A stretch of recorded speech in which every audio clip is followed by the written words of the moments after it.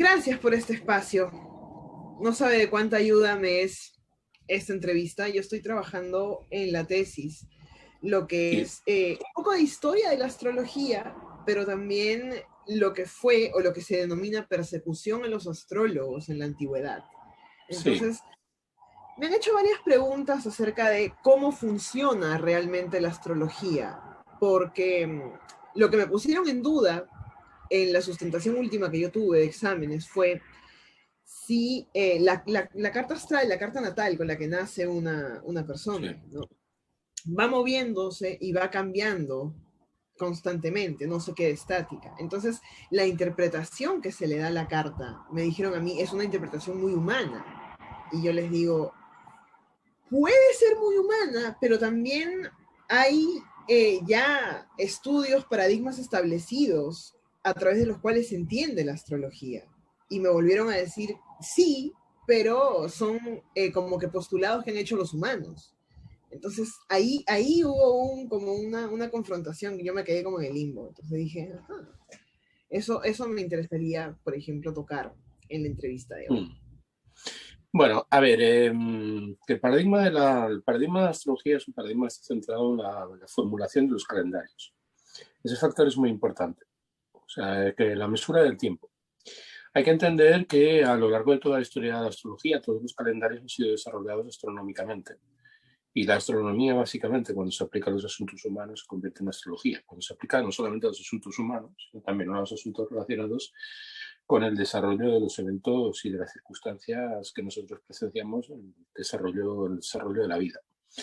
Entonces, la astrología, tal y como se entiende en la actualidad, pues es una astrología muy centrada en cuestiones de índole caracteriológica, de índole psicológica, y esa no era en absoluto la sensibilidad de los primeros astrónomos, de los primeros astrólogos que aparecieron en tiempos prehistóricos. O sea, en realidad la verdadera preocupación de los antiguos es simplemente establecer criterios cronométricos.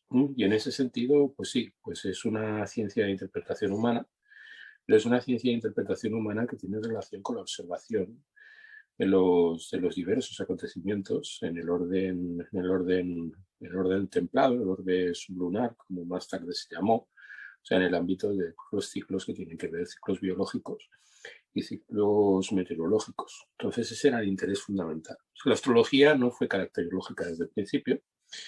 De hecho, la noción de temperamento es una noción que ingresa en el ámbito de la psicología muy tarde a lo largo del tiempo, incluso en el ámbito de la medicina. Y bueno, gran parte de los grandes avances o de los avances más importantes en el desarrollo de la medicina vino a través de la consideración de esos ciclos naturales y de la manera en que esos ciclos naturales se, se, se programaron. Se programaron. Hay que entender que lo que es en sí el mapa natal es un reloj con 8 esferas de movimiento aparentemente irregular, pero que contemplado a través de los ojos de un observador atento, a través de desarrollos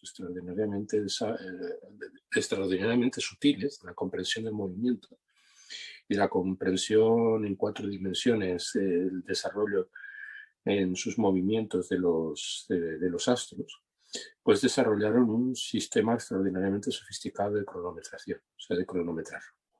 Y esa es la base fundamental la base astrológica, es una base astronómica, lo sabes perfectamente, lo hemos visto muchas veces en nuestras clases de logos astrológico. Básicamente es astronomía y es una ciencia de los ciclos, una ciencia que estudia el desarrollo del tiempo y que se dedica precisamente a medirlo.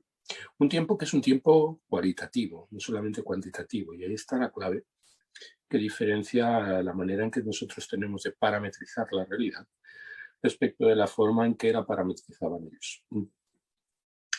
Entonces, ¿es una ciencia de interpretación humana? Claro, es una ciencia de interpretación humana porque somos humanos. Y es una ciencia de interpretación humana porque, mal que les pese a cualquiera que lo observe, pues incluso en los paradigmas de la ciencia moderna, nosotros no vemos la naturaleza como es, nosotros vemos la naturaleza como somos. Parte de nuestra posición, nuestros intereses y del desarrollo de nuestros diferentes paradigmas de interpretación de la realidad. Entonces, todos esos detalles es conveniente ponerlos en valor, ¿no? Y sobre todo hay que tener en cuenta que actualmente no hay absolutamente ningún sistema de medición del tiempo y de los periodos que no sea un sistema de invención de parte de la astronomía antigua, desarrollada a consumo de la tesis astrológica. Entonces, hay que entender astronomía, ¿de acuerdo? Pues es el nomos, es decir, la ley de los astros. Y astrología es la acción de los astros. Es decir, la manera en que articulamos la acción de los astros y la manera en que la acción de los astros nos interpela. Yo creo que sin interpelación de parte de lo que son los movimientos de los diferentes cuerpos celestes, la astronomía no hubiera sido desarrollada. Y ese factor es importante tenerlo en cuenta. Yo creo que incluso en la actualidad, si nosotros queremos entender lo que los astros son en sí mismos, tenemos que empezar por entender qué son los astros para nosotros, es decir, qué son los astros para el ser humano que los contempla. Sin esa emoción fundamental, sin ese vínculo que tenemos con el orden de lo trascendente, en la forma en que se desarrolla pues nuestra percepción del universo, yo no creo que haya posibilidad de ningún tipo de desarrollo. También hay que entender que la noción de desarrollo que tenían los antiguos era una noción muy distinta a la nuestra, en el sentido de que ellos entendían el desarrollo de un campo de conocimiento, de acuerdo, como una forma retroprogresiva de avanzar por el mundo. O sea, nosotros tenemos la idea del progreso, una idea del progreso que se basa en adquirir pues, ciertas utilidades del conocimiento antiguo, para ponerlo continuamente en obsolescencia, lo que se ha dado en llamar, de acuerdo, el criterio de falsabilidad, que hace que nosotros dinamitemos las bases del conocimiento para reforzarlo, estemos continuamente avanzando en nuestro progreso de comprensión a través de paradigmas paulatinamente inclusivos. Esa no es la visión que tenían los antiguos. O sea, la visión de los antiguos era una visión retroprogresiva, es decir, una visión en la que, en la medida en que avanzamos hacia las raíces y comprendemos la fuente de donde proviene el sentido, es decir, el arjé, y no estoy hablando en términos metafísicos, estoy hablando en términos físicos. O sea, la noción de arjé es una noción muy importante en el paradigma griego, sobre todo en el paradigma de los primeros físicos, y es una noción detrás de la cual hay un profundo sentido. O sea, si nosotros vamos hacia lo simple, y el mero desarrollo de avanzar en nuestro conocimiento hacia porciones cada vez más simples que nos lleven a conocer en su orden más íntimo lo que son los principios que operan en el ámbito de la naturaleza, pues el desarrollo, la ampliación de nuestro campo de conocimiento se da de forma espontánea.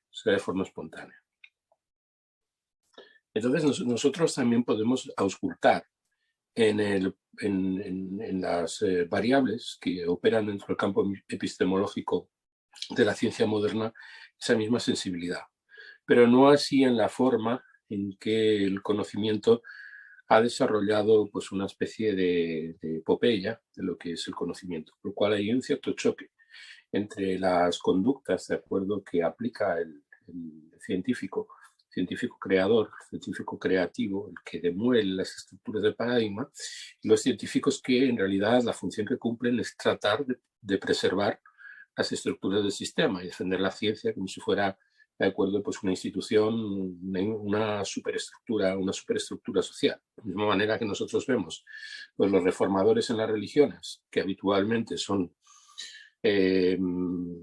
actores que lo que realizan, de acuerdo, es una demolición de las bases para crear cosas nuevas. Y luego tenemos pues los líderes religiosos cuya tarea es precisamente preservar esas bases y sostenerlas dentro de una narrativa, que es la narrativa de un determinado paradigma. Lo mismo que pasa en la religión, pues pasa exactamente en la ciencia, ¿no? Y en el ámbito de la astrología, los puntos nodulares, es decir, los instantes en los que vemos la semilla de la innovación, siempre han estado fuertemente cargados de esa dimensión trascendental que tiene la astrología. O sea, en el sentido, cuando nosotros vemos los grandes detonadores de los procesos de los procesos, de los cambios en los diferentes momentos en paradigma, pues nosotros observamos figuras como Copérnico. Copérnico fue un astrólogo en ejercicio. Figuras como Galileo. Galileo no solamente fue un astrólogo en ejercicio, sino que gran parte de sus ingresos provenían de acuerdo de su consulta, sobre todo la consulta que tenía privada con el Gran Duomo de Florencia. O sea, cobraba aproximadamente más de $3.000 por cada una de sus consultas. No era precisamente una tarifa barata. Y por ejemplo, en el ámbito pues un poco más acá, pues podemos encontrar a gente como Kepler. El movimiento, su desarrollo, el movimiento de lo que son los planetas y las 3 leyes keplerianas, básicamente fue pues una deducción que hizo Kepler para sus anotaciones a la hora de establecer pues sus tablas correspondientes más precisas para practicar pues la astrología que él desarrollaba. Y en la astrología moderna pues ha habido mucha polémica acerca de si deberíamos incluir o no deberíamos incluir los aspectos keplerianos, que no tienen ningún sentido para los astrónomos porque son básicamente herramientas astrológicas en el uso contemporáneo. Es decir, los grandes intereses de Kepler estaban muy relacionados pues, con la metafísica de la técnica astrológica, es decir, con una dimensión de acuerdo, pues centrada en el campo del conocimiento, pues con unos intereses que son eran de crucial importancia para él esclarecer. Y gente como Tycho Brahe, por ejemplo, gente como Isaac Newton. Isaac Newton, cerca del 40% de toda su obra es obra astrológica, no obra astronómica. Y tiene un peso muy importante, de acuerdo, en el desarrollo conceptual de su pensamiento, ¿no? Eso, la astrología tiene mucho peso en la obra de Isaac Newton. Bueno, y más atrás, o sea, podemos encontrar grandes innovadores, como por ejemplo Al-Kindi, Al-Tabari, que son a lo mejor más desconocidos, pero que hicieron grandes aportaciones, que fueron pues, los motores en la Edad Media del desarrollo de muchas ciencias que hoy en día son imprescindibles. O sea, la importancia, por ejemplo, que tuvo Al-Musac, por ejemplo, en el desarrollo de la trigonometría esférica y en el álgebra, en la trigonometría. Básicamente, pues el álgebra y la trigonometría, tal y como nosotros la conocemos, la desarrolló este astrónomo y astrólogo andalusí, ¿de acuerdo? Vivió en el sur de España. Y es la astronomía, la astrología siempre ha tenido a lo largo de la historia pues grandes cabezas que han estudiado muy en profundidad los cielos y grandes astrónomos. De hecho, lo raro es encontrar un astrónomo en la antigüedad que no fuera astrónomo. No sé si eso responde a tu pregunta.